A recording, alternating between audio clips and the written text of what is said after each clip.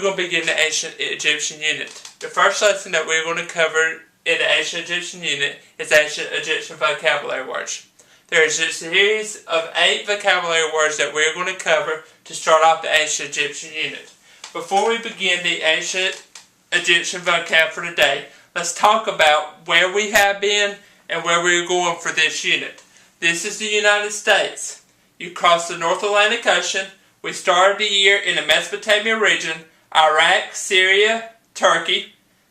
Egypt is right here, so you go directly diagonal from the Mesopotamia region to Egypt. Okay, so they're basically right here together. Alright, now that we know where Egypt is, we're going to start the series of vocabulary words for today. Let's start with amulet. Amulet is a magical charm carried to fight evil or to promote good.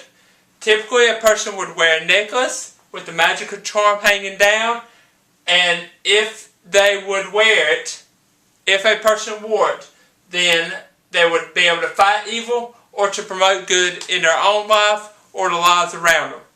Let's move on to afterlife. Afterlife is life after death. It is life after your first life.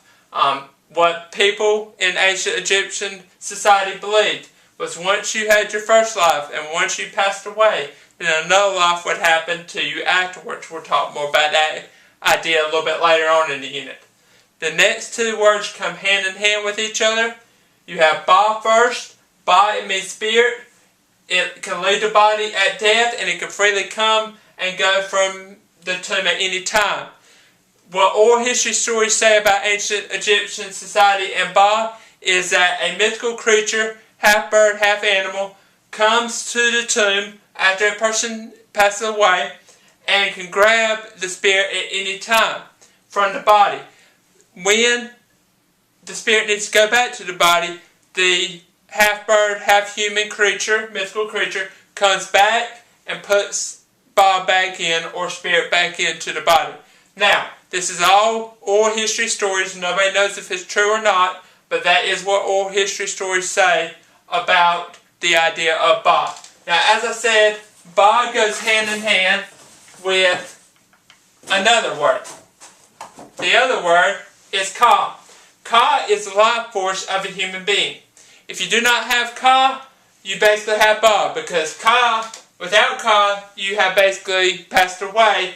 With Ba, it means you basically have passed away. So once you lose Ka, you gain Ba. Now, one goes hand in hand with each other. The next vocab word is Cole. Cole, the person, is spelled C-O-L-E.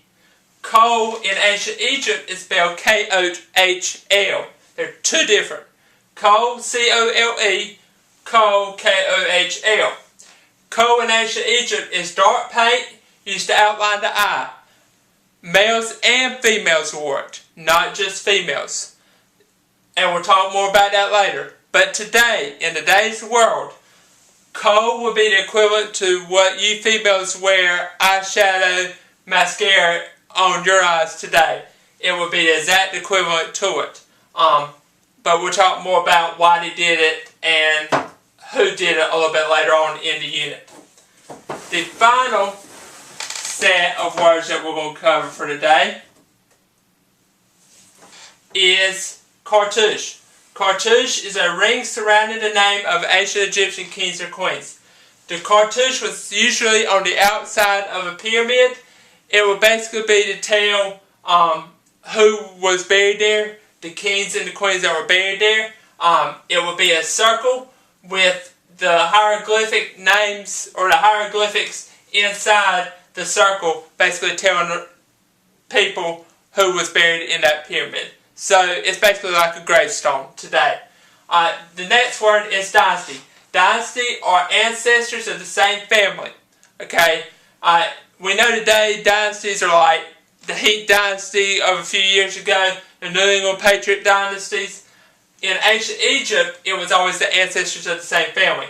Egypt is divided into 30 different dynasties, 30 different families of distinction from the earliest known history of Egypt. The final vocab word that we're going to cover for today's lesson is hieroglyphics.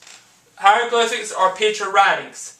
Each letter represented a picture. Now we're going to spend the entire day on hieroglyphics alone, but understand that hieroglyphics play an important role in ancient Egyptian society as well. So today we have talked about how Ba and Ka relate. We have talked about what Ko is, that male and females